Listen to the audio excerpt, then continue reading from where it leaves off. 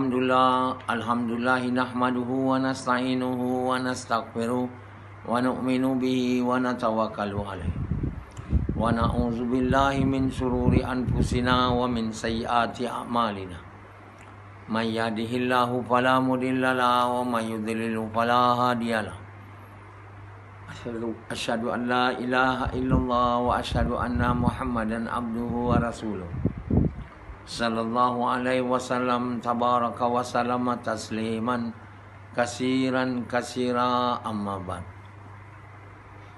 Bismillahirrahmanirrahim. Wa man ahsanu qawlan mimman da'a ila Allah wa amila salihan wa qala innani minal muslimin. My dear brothers and respected elders and sisters, all mankind is one family. The whole mankind is one family. We belong to one ancestors. And we are created by one God. And the one God whom we have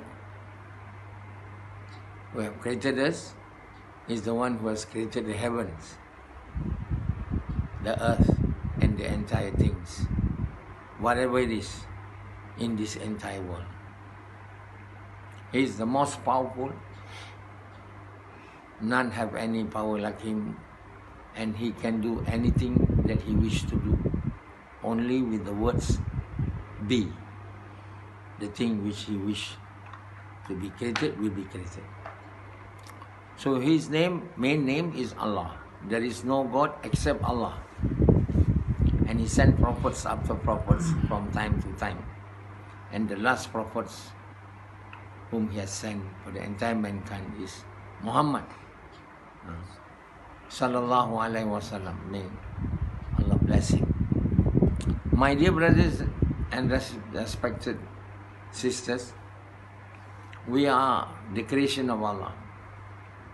Other than Allah, all are the creation of Allah.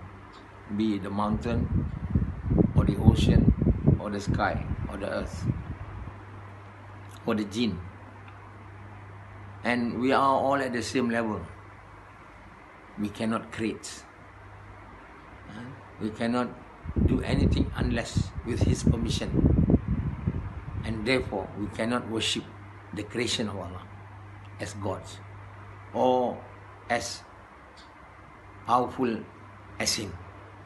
We cannot worship him. Worship other than Allah is the creation of Allah. And all the creation of Allah of the same level have no power to create, to do anything, unless with the permission of Allah.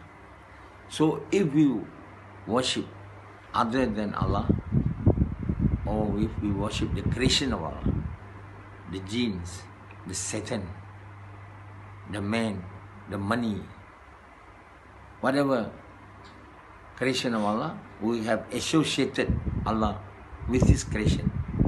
It is unbecoming upon us to worship other than Allah, to associate other than Allah with Allah, because none equal to him, none is at par with him.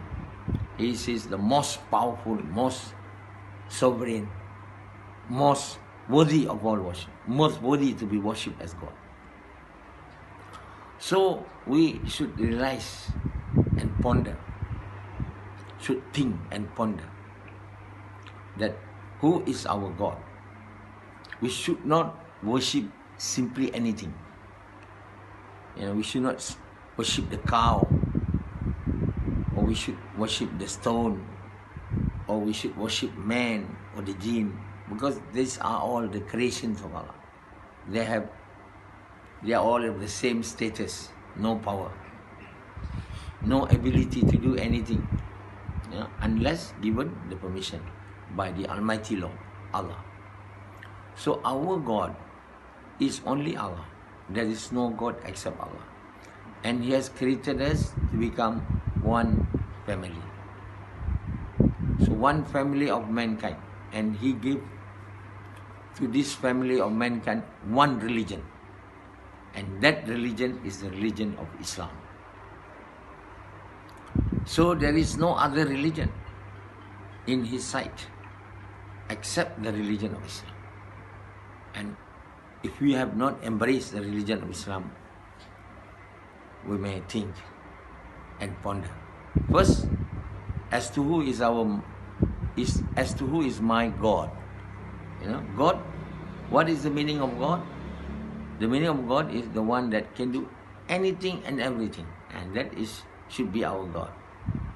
Or in Malay we call Tuhan. Who is our Tuhan? Who is our God? The God is the one that can do everything, anything. And he is able to sustain, to nourish his entire creation. And he managed the entire universe alone. He needs no assistant, he needs no sons, he needs no anything. He creates angels not because he needs help of the angels to do his job, but it is a way to teach men. And if you want to manage, you need assistants, you need deputies, you need people to assist you. But Allah himself doesn't need. He can do without even the angels. But as a lesson to teach mankind on how to manage things, they must have workers, they must have assistants. But not as the same as Allah have the angels, There is angels of death. The angel of death, will have also many other angels. And he managed all the angels, to take out the life, the soul of anyone which his or her time has been destined to come. So, we similarly also, we have president, we have prime minister, we have king, but we cannot have two kings. And neither we can have two prime minister or two prime. We have to have only one. Even a ship, we need to have only one captain. Cannot be two captains. If in case we have two prime minister, the country will be in turmoil. Like Venezuela. Venezuela currently there is one officially, the president, but there is also another one, the president, which are elected by the opposition. So the whole country is constantly in turmoil, in war with each other. Similarly in Burma, there is the army or the junta who claim themselves as the ruler of Burma. But the people of Burma, there are some section of the people of Burma probably has accepted them as the ruler, but there are majority or many who have accepted Sui as the prime minister or president. So the country is constantly in turmoil. In Malaysia, we have Muhyiddin Yassin as prime minister, but there are many others also who want and intend to become, constantly disturbing him. So the country is not at peace. So we must have one president wholly accepted by the entire or the majority of the people has accepted him as the prime minister or as the president. We cannot have, major portions. Accepted one as prime minister, another one portion accepted another one. The whole country will be in turmoil. So it is not sunnah that we have two leaders at one time. It is only one leader. So similarly, we must have one God. Cannot have two gods. Can I have one God and then many gods associated with that God? If really other than Allah has the power as Allah, the whole world will be in turmoil. But of course, other than Allah, whom we have associated with Allah, is only God by name. He has no power. Some of the God can't even see, can't even hear, can't even talk, can't even give instruction or orders. So the world is at peace. No matter how many gods you have associated with Allah, but the gods which you have associated with Allah have no power. You know, he cannot even see you. You have made the God to have eyes, but the eyes cannot see. You made the God to have mouth, but the mouth cannot talk. And you made the God with ear, but they cannot hear.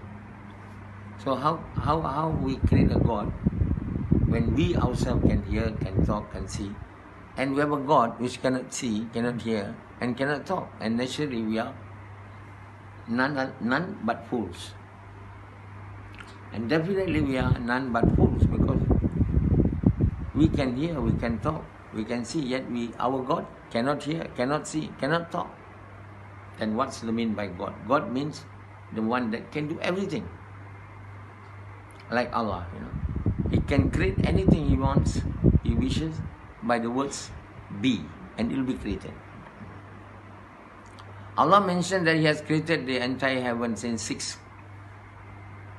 Some people say 6 days, but actually most commentators of Quran believe that it's not 6 days, 6 period, they say. And on the 7th, Allah, you know, reigned Himself on the arsh.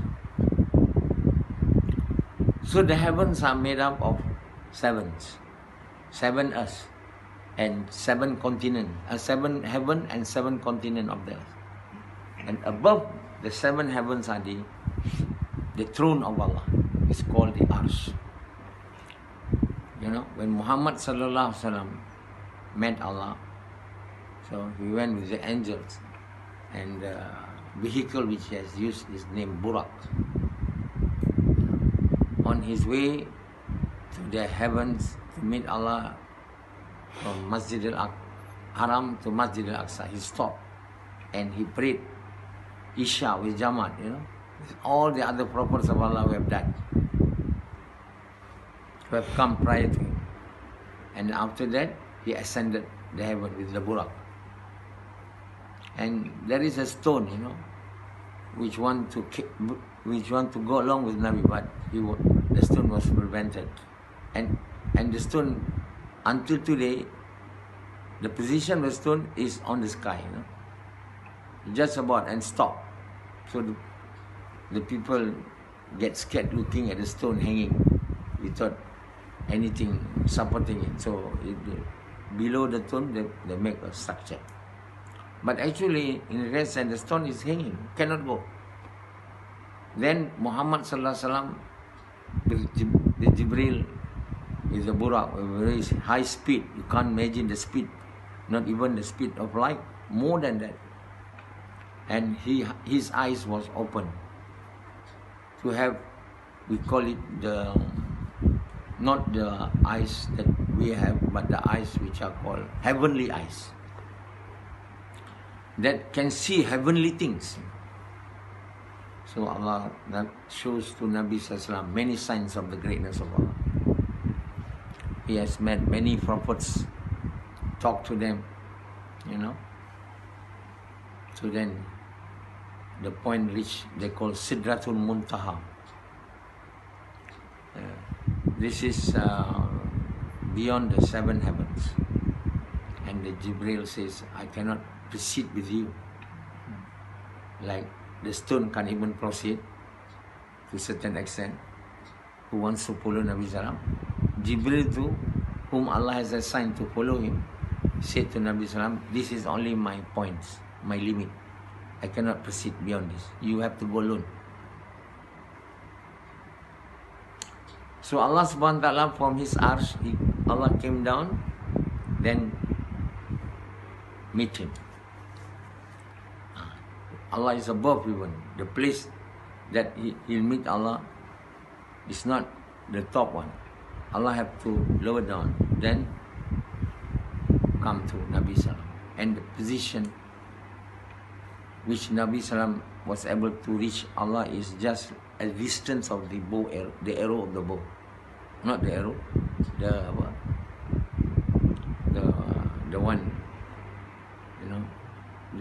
as the length of a bow.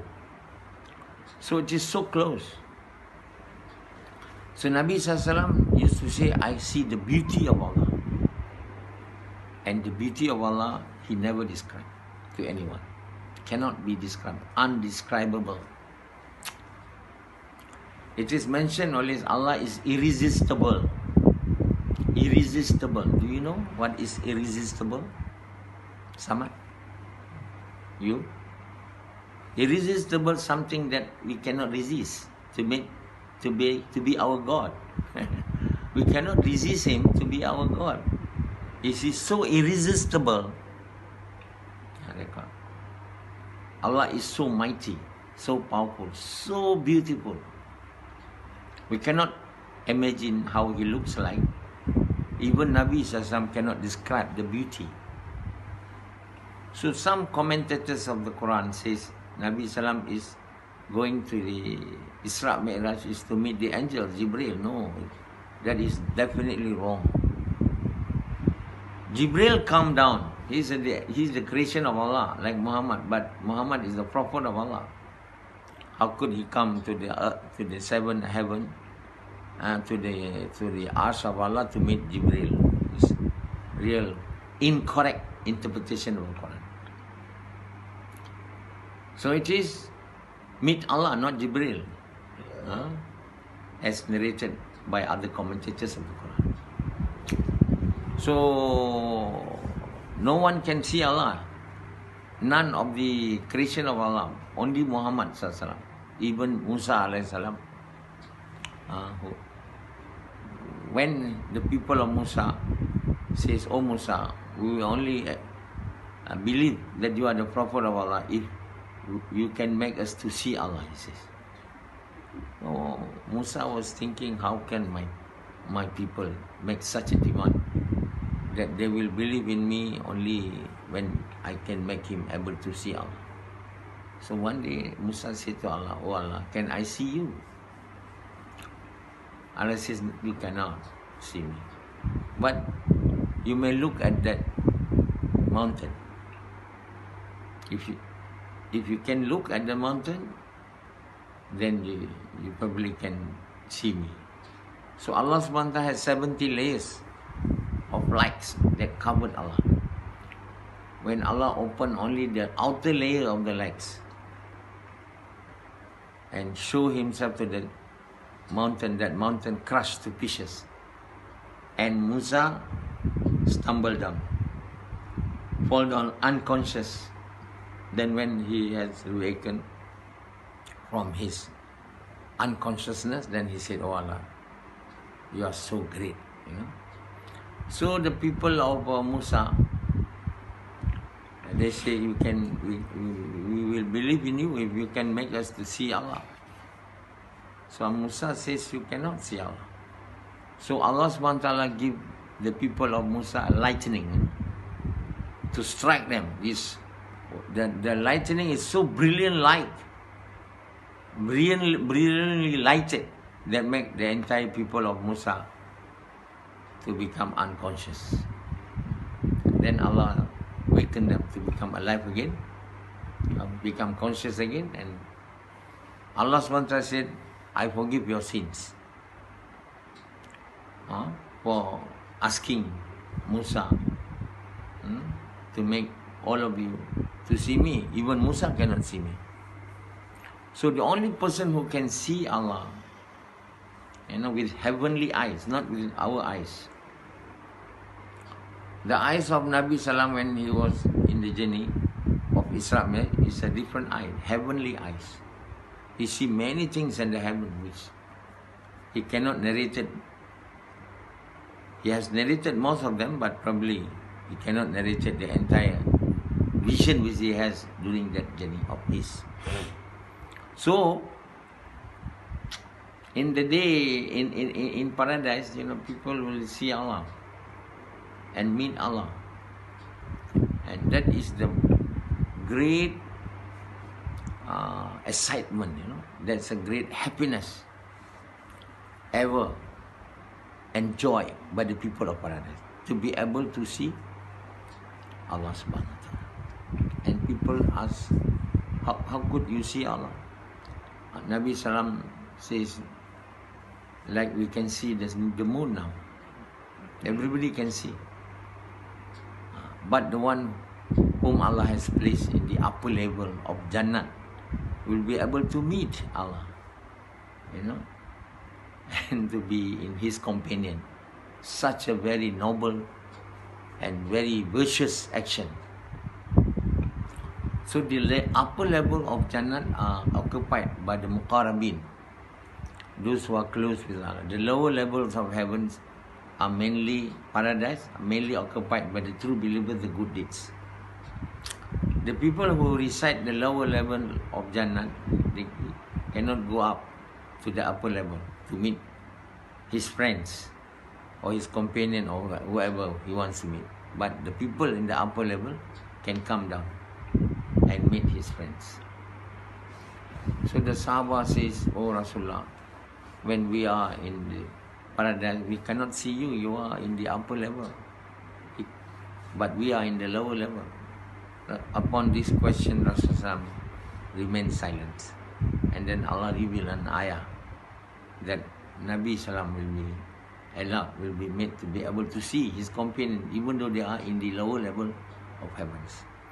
So, my dear brothers, these are the stories narrated by Allah in the Quran. And these stories are not false stories, not ancient tale or ancient stories or not the stories of ancient people. They are the true stories narrated by Allah to Nabi SAW. And Nabi SAW narrated to us all the stories of his journey towards meeting Allah in a rush. So some people say, where is Allah? Some people do not want that Allah do not has a place. Of course, Allah do not have a particular place that He cannot move. He can move anywhere. He can even come down to the earth. When Prophet Musa alayhi salam, in order to invite Prophet Musa to see him, he make a light. He kindled a light. Then Musa said to his wife, "Oh, I see a light. You stay here, I will go there to get a light so that we can warm our body." So when he reached to that light, there is a voice come out, "Oh Musa," you see. So he can come down even why you say Allah has no place anywhere he can be. He can be anyway, but there is a place to be. When in the hadith says in the early morning before fajar, Allah come down to the lower heavens and asking us, who have something to ask me so that I can give them.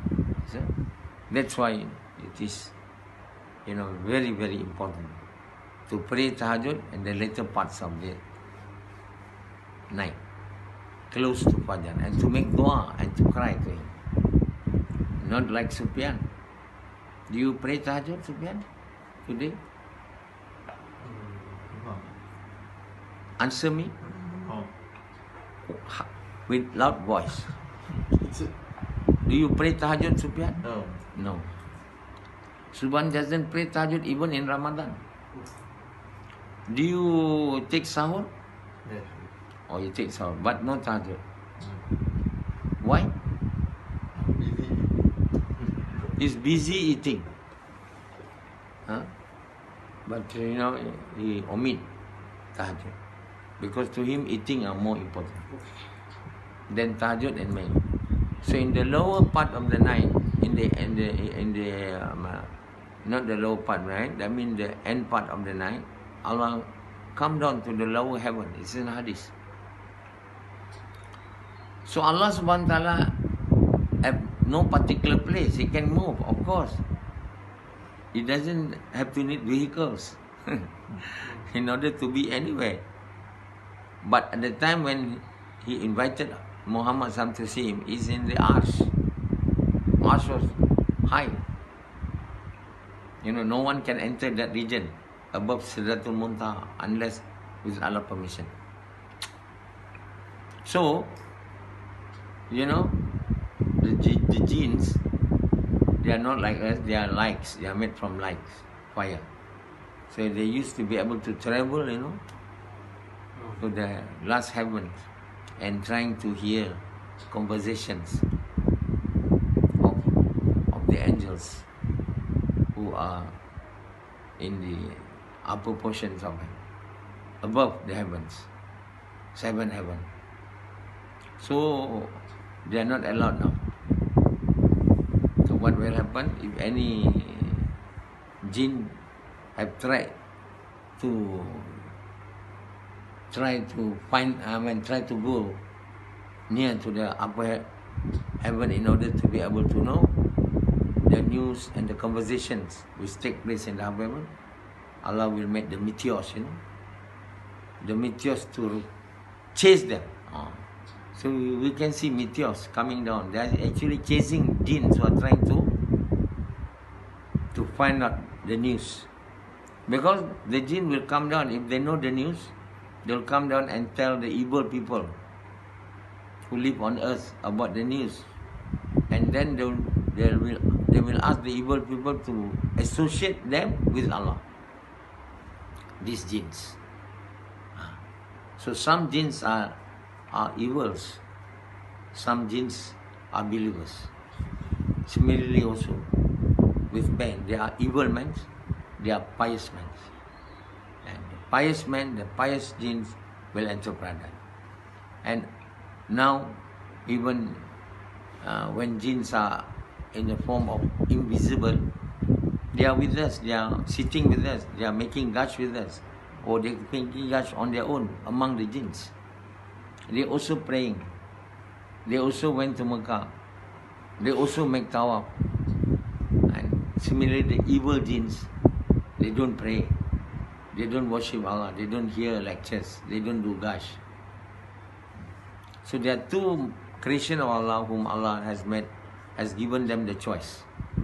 Either to believe or not to believe. They are the men and the jinns. The jinns are made from fire, and the men are made from earth. So Bendy doesn't understand what I'm talking. That's why his eyes are looking like a blind man. You know, staring, not knowing. Because he doesn't understand English. Whose fault is that? Allah's fault or his fault? For not knowing English. His own fault. So if he become irreligious, whose fault is this? Allah's fault or his fault? His own fault. And so if he enter hellfire, his own fault, not the faults of others. You know. So those people who enter the hellfire, who followed certain leaders, you know, who are evils. So when both the leaders and the followers entering the hellfire, they have certain conversation, which Allah has narrated in the Quran. And they say to their leaders, you are the one who make us to enter this hellfire. Yeah? We follow you. And as a result of following you, we are now in the hellfire. So the leader says, Allah do not give us hidayat. If Allah has given us hidayat, surely we will also guide you to the correct path. So the leaders are trying to deny their own wrongdoing and want to give the reason as to why He has lead them to error is because Allah did not give them hidayat. So simply saying that Allah is not giving him hidayat. Why Allah did not give him hidayat? It's because of his wrongdoing. He has no desire to have hidayat. He has no desire to have guidance. According to the rules of Allah, Allah will only give hidayat to those who have desire. And the desire must be interpreted with actions. Cannot say, I have desire to have hidayat, but no actions. That's wrong. You know, like, Pendi, I have desire to become the true believer again, but not making any action. If I say to him, do this, no. Do this? No. Refuse. Like Yazid. He has no desire to become the true believer of the good deeds. How could Allah made him? Why he doesn't have desire? I told him, if you want to become true believer, you have to divorce your wife. You have made your wife your God. How could you do that? Allah do not accept you. Your heart is full with the love of Allah's creation. The love of Allah can never enter your heart. You must divorce her. He refused. That means he has no desire. Completely no desire. So if a person have no desire, and not making, it means he is not making any efforts, then Allah will not give him hidayah. So the reason as to why the leaders are not being given Allah hidayah, because they don't have desires, they don't make any effort to be given hidayah, the tawfiq to the right path. So they say, because Allah did not give us hidayah, that's why we cannot lead you to the correct path. This is wrong answer. So both of them are in the fire. So the leader says, either we quarrel now, or we bear patient. We are now already in the hellfire. We have no choice, and no one can help us, and nobody can make us to be able to get out from this hellfire. So my dear brothers, nowadays we don't simply follow anyone unless we are very sure that he is the Prophet of Allah, or in the absence of Prophet Allah, he is the naib of the Prophet Allah. But the naibs of Prophet Allah and Prophet Allah, there are evidence, proof. Simply following any ulama of your choice, just simply because he talks fluently and he's able to give long lectures, it's not to be the criterion for him to be followed by you. You must not follow other than Nabi Muhammad SAW or the wakil of Muhammad SAW. Following other than this will be disaster. Because nowadays nobody's, other than Muhammad SAW, after his passing from this world, no one is able to communicate with Allah, the creator of the entire mankind, until the last day of the world, whom the Prophet ﷺ said, Allah will send a young man from the east. They call it pemuda. Pemuda in English, a youth from the east. You have to follow him. Even you have to crawl on the ice. Why Nabi Sallam said you must follow him? Because he's not a normal person. He's a naib of Muhammad Sallam. He's the naib. Naib means he do the work of Muhammad Sallam. He's not a prophet, but he do the works. He revived the work of Muhammad Sallam. So at this moment, the one who revived the work of Muhammad Sallam in the later part of the world is me.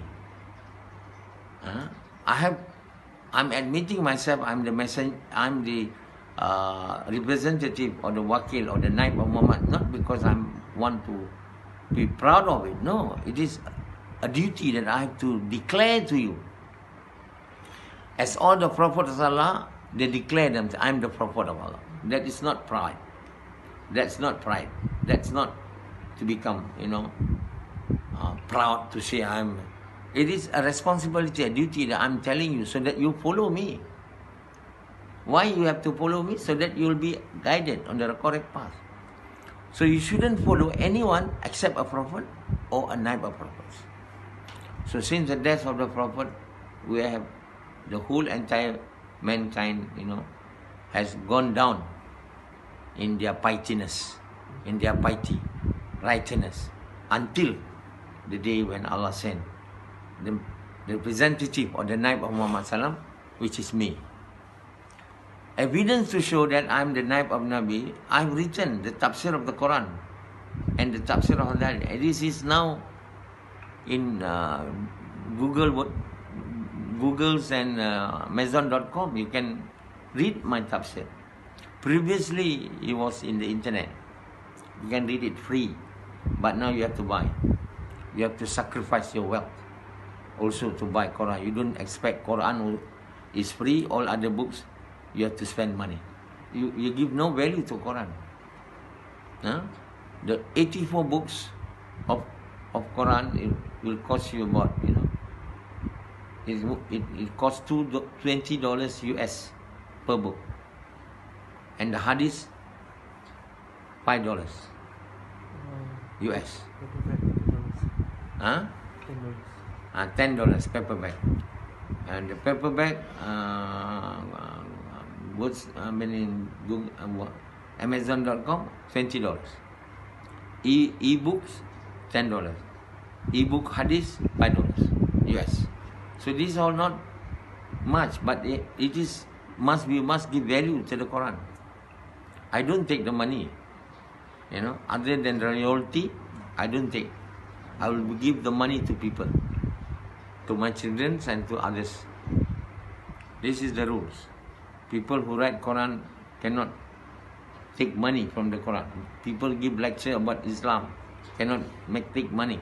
If you take money, then you will not get the rewards in the hereafter. So you should not miss the reward of the hereafter just simply because you want the little gains of this world. So I've written the Quran, making a tafseer. That's evident to show that I'm the naib of Rasul.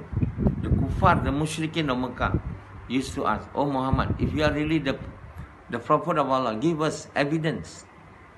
Allah says the evidence has been given. And the evidence is the Quran. Allah has given Quran to him. We need only a person to prove himself a Nabi. Is just he received a revelation of wahyu from Allah. But some people say, if you are really a prophet of Allah, show us miracles. Miracle is not evidence to show that he is a prophet of Allah. Because even the non-prophet of Allah can have miracles, can perform miracles. But all prophets of Allah receive revelation of wahyu. And some, beside wahyu, they receive books. Muhammad SAW received the Quran. It's a proof that he is a prophet of Allah. Can never be a prophet of Allah if you don't receive revelation and a book from Allah.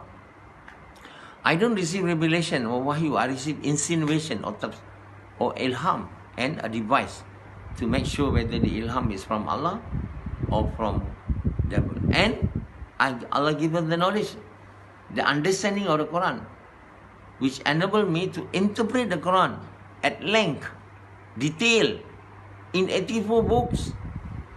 What more proof you need to be convinced that I am the naib of Nabi? If you are not convinced, and surely you will not follow me and follow whatever I've said, then you will not be guided to the true path. But if you believe, only then you follow. Like Yazid say, I believe. No, he doesn't believe me as the naib of Nabi. When I told him to divorce his wife, he doesn't follow. That shows he doesn't believe me. You don't say I believe, you don't follow. Like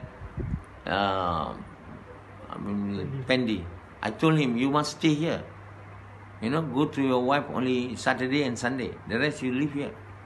He denied my order. It means he doesn't believe me. So if anybody doesn't obey my order, that means he doesn't believe me. Even though he said, I believe. So the evidence to show that you believe I'm the naib of Rasul, representative of Muhammad Sallam in the later part of the world, you have to obey me, either you like it or not. Then only you'll be guided to the true path. And I'm saying you, in order to know my interpretation of the Quran, you must acquire the whole sets of the Quran and the Hadith in your home. And you should read this Quran and Hadith among your family members. And you must obey all the orders of Allah which I have mentioned in the Quran and the Hadith. It's nothing but the truth. This is the means in the later part of the world before Allah subhanahu wa ta'ala make the doomsday to arrive, whereupon the whole entire world will be destroyed. Allah sends as a latest reminder, the final reminder, a naib of Rasul, that is me, with the interpretation of the Quran fully illustrated and Hadith. And you must read this Quran, and you must have Iman reading the Quran. In order to have Iman reading the Quran, you must obey the first order of Allah after reciting the kalima, which is The order to invite mankind to good, forbidding people from evil. In the way Muhammad SAW, with the sacrifice of your wealth and time, with the intention to please Allah. You have to do the work daily in your locality. In a month, you have to go either 3 days, 2 days, 4 days, 5 days in the neighboring localities. In a year, you should spend 40 days or 60 days to the various states in your country. In the whole your lifetime, you either spend 4 months, 6 months to go to countries of the world. So, you must do the work. While spending the time, you must do the work which is known as Jawla or the Gash. The Jawla and the Gash is going from house to house, road to road, you know. This is called Gash. Not omitting anyone. Either they are Muslim or they are not Muslim. The non-Muslim, you must try to invite them to recite the kalima and to do the work of dawah. And the Muslim who has recited the kalima must be invited to do the work of dawah. Cash. That means instantly after you have talked to them. So, all of these are illustrated. How to talk, what to talk, and when you go out for 3 days, 4 days, 40 days, what to do are all illustrated in my tafseer. You can read specifically the book of 29, kitab 28, the kitab 28, Surah Ras. In this book of tafsir, I illustrated the method. What to speak, what to talk, what to do.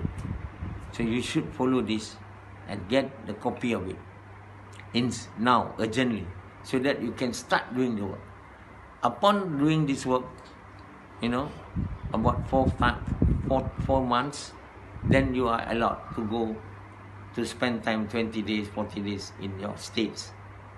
And after so long of doing many years, then you are allowed to go to other countries of the world for 4 months or 6 months.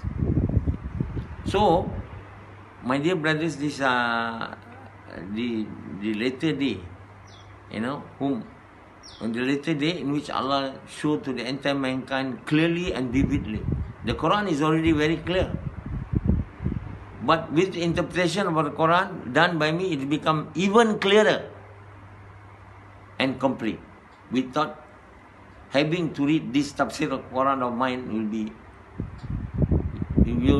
a great disaster for you. It means if you don't read my Quran, you don't follow, then you don't believe me. I'm the Naib of Nabi. As simple as that. If you do not even want to read the Quran, and even you read the Quran, you don't want to follow, that means you don't believe me. If you don't believe me, then you'll be destined to hellfire. May Allah subhanahu wa ta'ala protect us and guide us to the true path.